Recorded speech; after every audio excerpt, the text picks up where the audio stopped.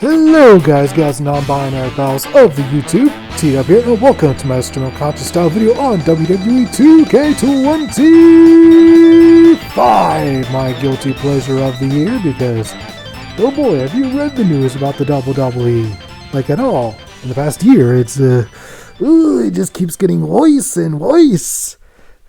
Nevertheless, they at least look better than UFC, so there's that, I guess. Let's just talk about the game, shall we? So, the gameplay is basically the same as last year. I honestly could only feel minor differences in this new iteration.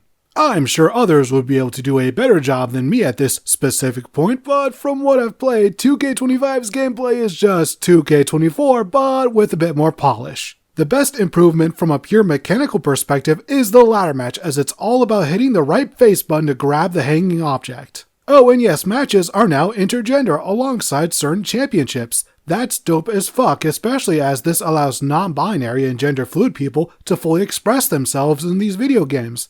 Thanks, AEW Fight Forever! If only WWE would stop being cowardly cowards of cowardice and actually hire some trans wrestlers, because there are more out there than you might think. The presentation is where things are undisputedly upgraded.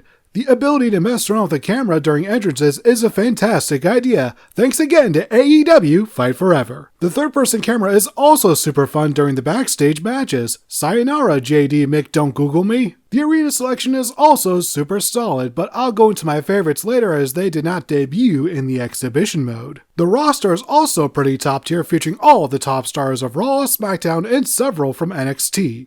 Just a shame that once again NXT is kinda getting shafted in the DLC department. As a fan of the Joshi wrestling, I am glad that Julia made the cut to be a part of the DLC for this game, but having heard from some hardcore diehards of NXT, some of their favorites did not make it in. In fact, it looks like there's barely any NXT representation. Maybe Triple H is getting a little jealous of the old HB shizzle. It wouldn't be the first time.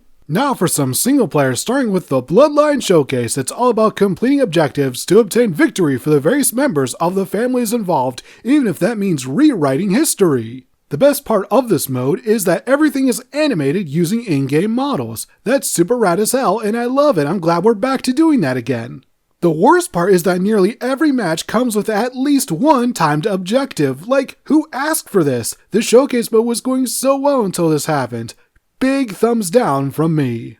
On a positive note, we finally got the classic Raw arena for the first time proper in a wrestling game, and I love it. And our reward for going through all of these matches is this tribalized SmackDown arena, and it looks dope as hell. Overall, this mode is fine, certainly an improvement, but please lose the timed objectives. The new mode is the island, and it's okay, I guess. There's some really cool arenas, especially the arcade, but I'm not sure if we can even unlock it. If not, then I don't give one single fuck about this mode, and it's bullshit grinding to unlock everything. And also, I know that this mode only exists so they can just farm money out of people. Just give us all your money, give us your money. That's what this is all about. I hate that part. My Rise is back once again, and this time it has you playing as a guy and a gal in order to fight against NXT who have committed mutiny, with some help with several members of the Raw and SmackDown rosters.